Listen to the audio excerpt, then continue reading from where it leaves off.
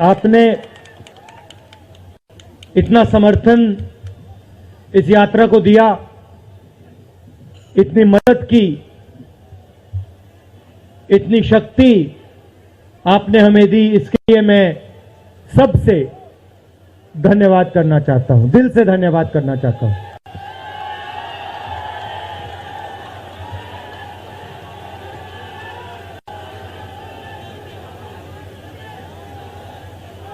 इस यात्रा का लक्ष्य भारत को जोड़ने का है।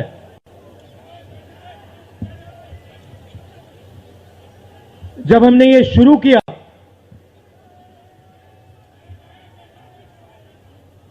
कन्याकुमारी में यात्रा शुरू की, तो मैं सोच रहा था कि नफरत को मिटाने की जरूरत है, और मेरे दिमाग में था कि इस देश में सब जगह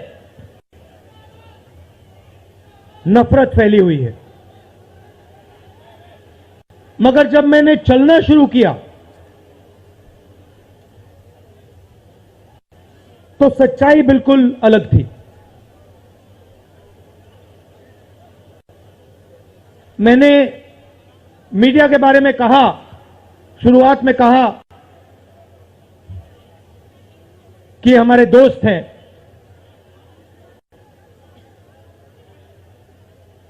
दोस्त हैं, मगर हमारी बात टीवी पे कभी नहीं दिखाते हैं। और वो तो तब भी ठीक है,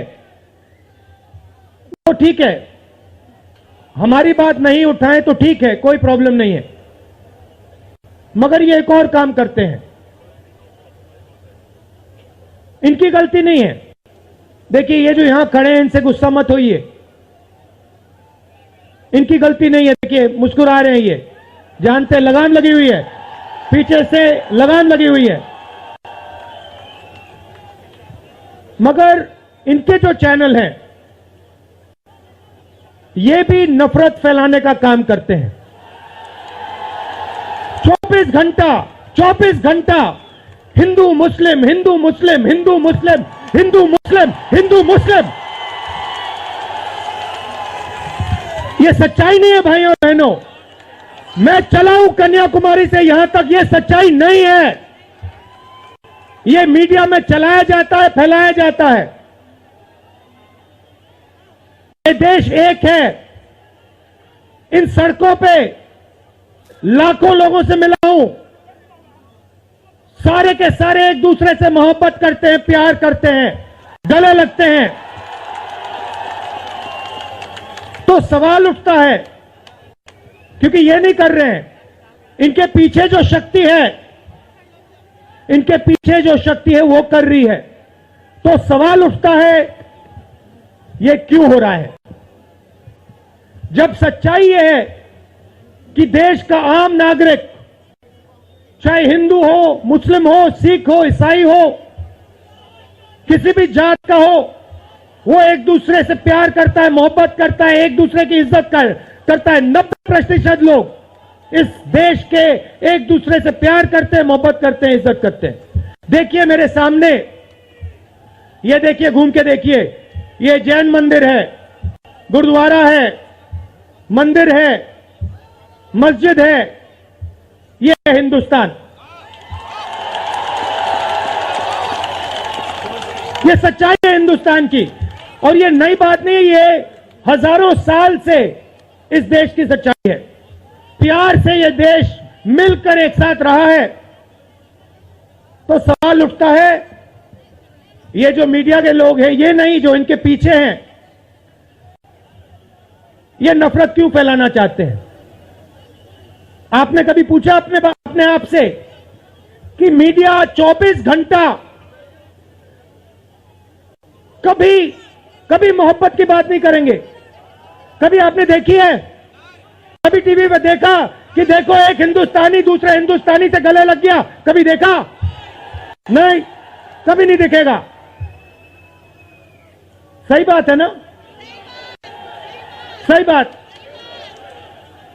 कभी नहीं दिखेगा। इसका कारण है भाइयों और बहनों, मैं आपसे पूछना चाहता हूं, आप में से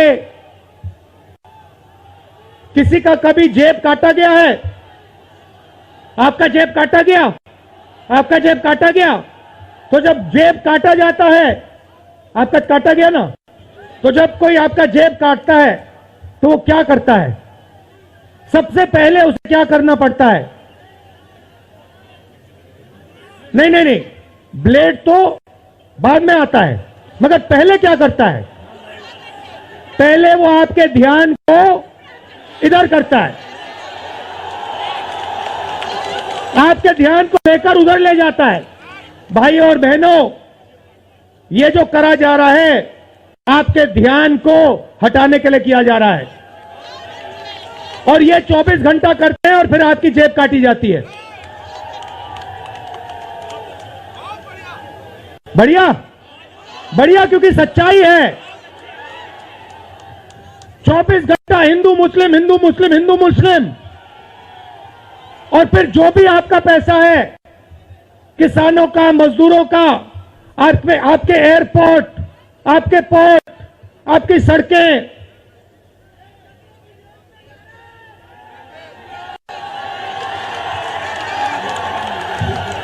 सीधा किसके जेब में? इनके मालिक के जेब में। इनको कौन चलाते हैं? नाम बताओ। देखो, सब जानते हैं, पूरा हिंदुस्तान जानता है। भाइयों और बहनों, ये नरेंद्र मोदी जी की सरकार नहीं है, ये अंबानी अदानी की सरकार है। ये सच्चाई है, और ये पूरा पूरा लक्ष्य इनका आपके ध्यान को इधर से उधर, उधर से इधर करने का है। मैं 2800 किलोमीटर चला हूं, 2800, मुझे कहीं नफरत नहीं दिखी, कहीं हिंसा नहीं दिखी, कहीं मारपीट नहीं दिखी। मगर जब मैं इनका टेलीविजन खोलता हूं, 24 घंटे मुझे मारपीट, हिंसा, नफरत दिखाई देती है। क्यों? क्योंकि ये आपका ध्यान इधर से उधर ले जाना चाहते हैं। जो सच्चे मुद्दे हैं उस पे आपका ध्यान गलती से ना चला जाए। जैसे जब कोई आपकी जेब काटता है, वो चाहता है कि आपका ध्यान आपके जेब पे गलती से भी ना चला जाए। ये हो रहा है इस देश में। तो आपका ध्यान कहां जाना चाहिए? मैं आपको बताता हूं। सबसे पहले आपका ध्यान जो हिंदुस्तान के युवा हैं उनकी ओर जाना चाहिए। आप किसी भी युवा से पूछ लीजिए, वो आपको बताएगा, मैंने इंजीनियरिंग की, मैं डॉक्टर बनने के लिए पढ़ा, मैंने आईएएस के लिए तैयारी की, मैं जज बनने की कोशिश कर रहा था। पूछो क्या किया? पढ़ाई की, कितने साल की, स्कूल, कॉलेज, यूनिवर्सिटी सब पढ़ लिए, और फिर क्या हुआ? आज क्या करते हो? मजदूरी करता हूं, पकौड़े बनाता हूं।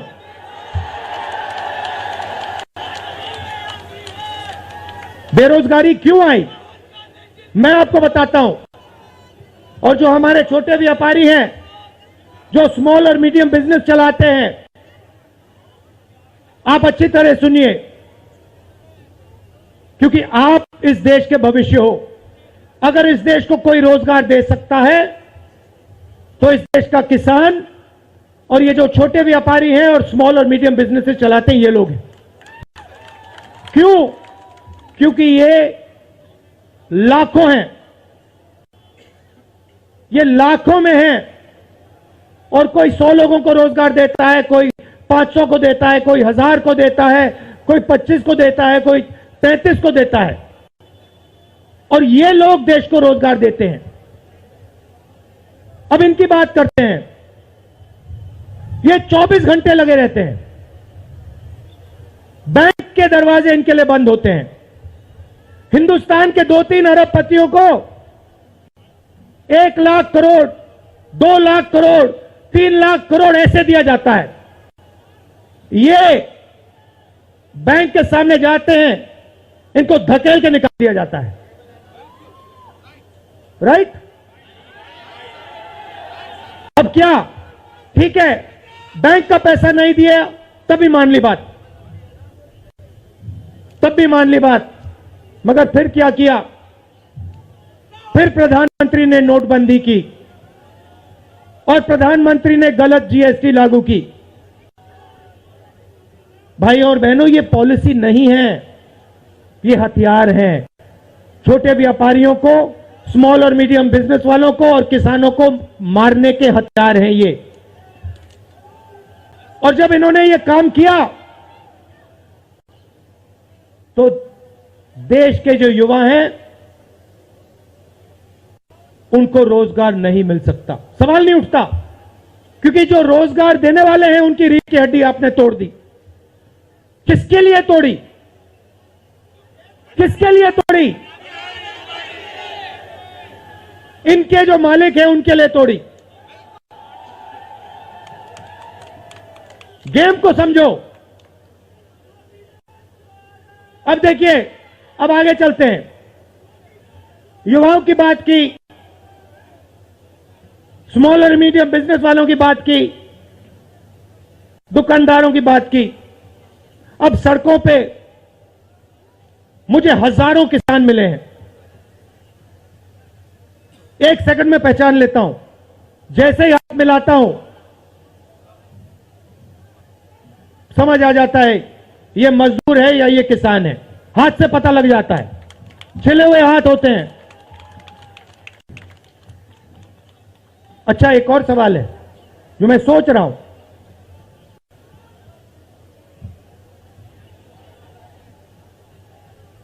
प्रेस वाले ने मुझे पूछा क्या आपको ठंड नहीं लगती? और मैंने सोचा ये मुझसे पूछ रहे हैं, हिंदुस्तान के किसान से क्यों नहीं पूछते? ये हिंदुस्तान के मजदूर से क्यों नहीं पूछते? ये हिंदुस्तान के गरीब बच्चों से क्यों नहीं पूछते? फिर कहते देखो 2800 किलोमीटर चल ली है, कोई बड़ी बात नहीं है।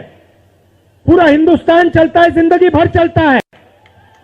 किसान चलता है, मजदूर चलता है, फैक्ट्री में जो काम करते हैं वो चलते हैं। तो हमने ये कोई बड़ा काम नहीं किया भाइयों और बहनें, पूरा हिंदुस्तान करता है, रोज करता है। हम 2800 किलोमीटर चलते हैं, किसान शायद जिंदगी में 10,000, 15,000, 20,000 चल लेता है।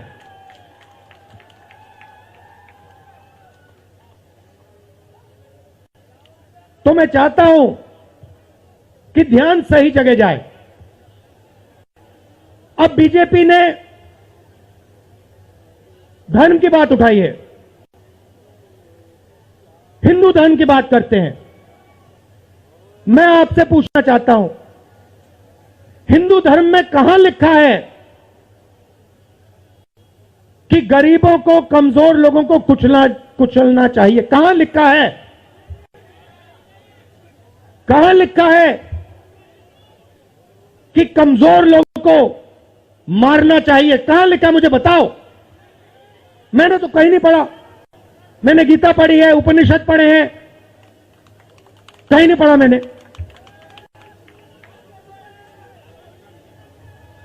आपने पढ़ा कहीं? गले लगाने की बात होती है। अच्छा ठीक है, देखिए अब ये लोग देश में डर फैला रहे हैं। नफरत नहीं दिखी मगर डर दिखा। किसके दिल में डर? किसान के दिल में, युवाओं के दिल में, छोटे दुकानदारों के दिल में, स्मॉल और मीडियम बिजनेस जो चलाते हैं उनके दिल में, माताओं बहनों के दिल में। मुझसे कहती है राहुल जी, बीजेपी की सरकार में हम तो सड़क पर, शाम को सड़क पर नहीं निकल सकते। तो डर फैला दिया है। सही सही। अच्छा, आपने शिव जी की फोटो देखी है? उसमें उनका हाथ ऐसे देखा आपने? इसको क्या कहते हैं? इसको क्या कहते हैं? इसको अभय मुद्रा कहते हैं। इसका मतलब क्या होता है? इसका मतलब होता है डरो मत। तो शिव जी कहते हैं डरो मत। हिंदू धर्म कहता है डरो मत। और ये लोग 24 घंटा इस देश में डर फैलाने की कोशिश करते हैं। अच्छा, एक और मजे की बात बताता हूं आपको। मैं सोच रहा था, आपने ये यात्रा देखी होगी, इसमें आपको हिंसा दिखी? कहीं नहीं दिखी? किसी ने किसी को मारा? किसी ने गाली दी? नहीं। आपने इसमें नफरत देखी? बिल्कुल नहीं। इसमें किसी ने यह पूछा भैया तुम्हारा धर्म क्या है? किसी ने कहा भाई तुम हिंदू हो, मुसलमान हो, सिख हो, ईसाई हो, क्या हो? नहीं। किसी ने यह पूछा तुम स्त्री हो या पुरुष हो? किसी ने यह पूछा तुम्हारी क्या जात है? बिल्कुल नहीं। कपड़े भी नहीं पूछे, कपड़े भी नहीं पूछे। अच्छा, इसमें आपने देखा होगा, पता नहीं आपने देखा या नहीं, इसमें कुत्ते भी आए। कुत्ते भी आए इसमें, कुत्ते आए। और आपने एक, अगर आप टीवी देख रहे होते, आपने एक चीज देखी होगी, कुत्ते को किसी ने नहीं मारा, किसी ने नहीं मारा। इसमें गाय भी आई, भैंस भी आए, सुअर भी आए। मैंने देखा वो, तो सब जानवर आए, सब लोग आए, और यहां पे कोई नफरत नहीं थी। जैसा हमारा हिंदुस्तान है वैसे ही ये यात्रा है। कोई नफरत नहीं, कोई हिंसा नहीं, कोई गलत सवाल नहीं। कभी कभी कोई गिर जाता, जैसे हमारे हरियाणा के पीसीसी गिरे, धड़ाम से गिरे, केरला के सब नेता गिर गए, 1 सेकंड में लोग उनको उठा लेते थे। 1 सेकंड में, टाइम नहीं लगता था। ये है हिंदुस्तान। नहीं, देखिए, मैं आपको एक बात बताता हूं, सच्चाई समझनी होगी। सच्चाई ये है कि जैसे इन पर लगाम लगी हुई है, वैसे हिंदुस्तान के प्रधानमंत्री पे भी लगाम लगी हुई है। उनकी गलती नहीं है, वो संभाल नहीं पा रहे हैं, कंट्रोल नहीं कर पा रहे हैं, उनको कंट्रोल कर दिया है। नहीं, मैं सच बोल रहा हूं, मैं सच बोल रहा हूं। क्योंकि आप देखिए, एयरपोर्ट भी उनके, पोर्ट भी उनके, एग्रीकल्चर के स्टोरेज डिपो भी उनके, और क्या उनका, हाँ, लाल किला भी उनका, लाल किला भी उनका, सारे के सारे पब्लिक सेक्टर की कंपनियां उनकी, और क्या उनका, रेलवेज उनकी।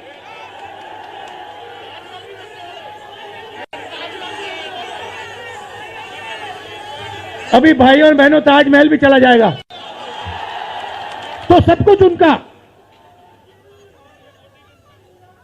तो ये देश की सच्चाई है। हाईवे भी उनके, सेलफोन भी उनके,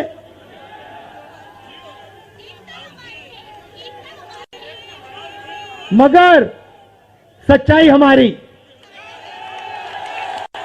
आप देखिए, मैं आपको बताता हूं, आपको मैं बताता हूं, अपनी कहानी बताता हूं। जब मैं राजनीति में आया, 2004 में आया, हमारी सरकार थी, चुनाव जीते थे, और ये प्रेस वाले 24 घंटा मेरी प्रशंसा करते थे। 24 घंटा राहुल गांधी, राहुल गांधी, राहुल गांधी, राहुल गांधी। फिर मैंने क्या किया, मैं चला गया भट्टा परसोल। नहीं सुनो, आपको समझना है ये है क्या। मैं भट्टा परसोल गया और मैंने किसानों का जो जमीन का मामला है उसको छेड़ दिया। और भाई और बहनों, जैसे ही मैंने किसानों का जमीन का मामला छेड़ा वैसे ही ये मेरे पीछे पड़ गए। उसके बाद जमीन अधिकरण बिल, भट्टा परसोल के बाद जमीन अधिकरण बिल लाया, कांग्रेस की सरकार लाई।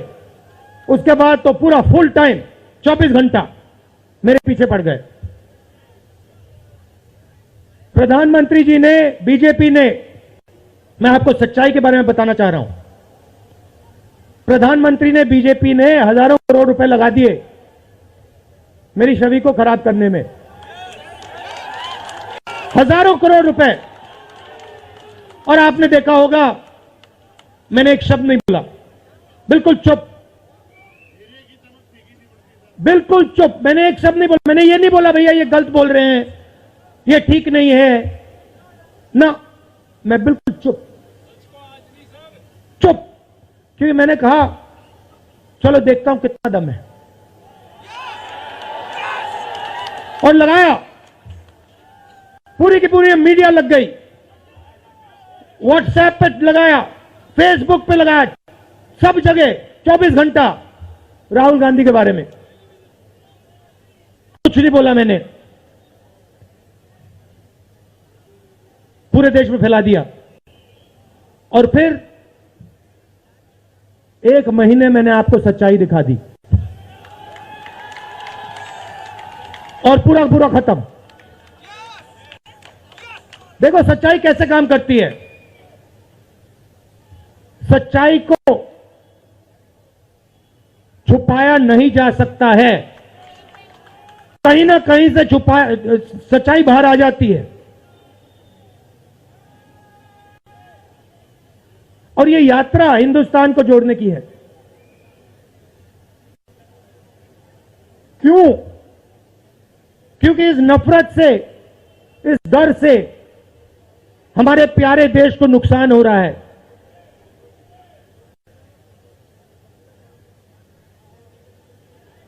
यह सच्चाई है और इसीलिए हमने ये यात्रा कन्याकुमारी से लेकर कश्मीर तक शुरू की है।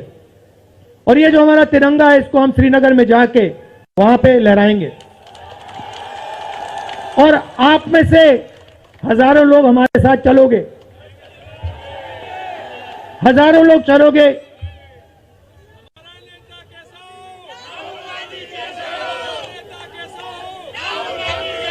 तो भाई और बहनों देखिए, सच्चा मुकाबला दुनिया में, सच्चा मुकाबला चाइना और हिंदुस्तान के बीच में है। ठीक है, चाइना ने 2000 स्क्वायर किलोमीटर हमारी जमीन ले ली है। प्रधानमंत्री जी कहते हैं कि हमारे बॉर्डर के अंदर कोई नहीं आया। तो भैया प्रधानमंत्री जी, अगर कोई नहीं आया तो हमारी सेना उनकी सेना के साथ 21 बार क्यों बात कर रही है? और हमारे जो सेना के लोग हैं, हमारे डिफेंस फोर्सेस के लोग हैं, वो क्यों कह रहे हैं कि चाइना ने हमारी जमीन ले ली है? मगर देखिए, कंपटीशन आर्थिक है, मुकाबला आर्थिक है। ये आपके जो सेलफोन है, ये आपके जो शर्ट है, जूते हैं,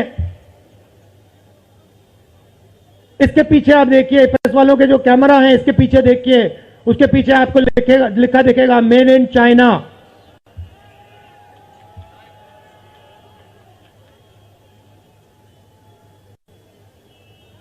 हमें शर्ट के पीछे, सेलफोन के पीछे, जूतों के नीचे मेड इन इंडिया लिखना है। और एक ऐसा दिन आना चाहिए जब शंघाई में कोई युवा नए जूते खरीदे, उसके नीचे देखे made in new Delhi India. ये हिंदुस्तान चाहिए, इसी से हमारे युवाओं को रोजगार मिलेगा। तो ये करना ही पड़ेगा, चॉइस नहीं है। और ये हम करके दिखा देंगे। ये देश कर सकता है, करके दिखा सकता है। आप सबने इतना प्यार दिया,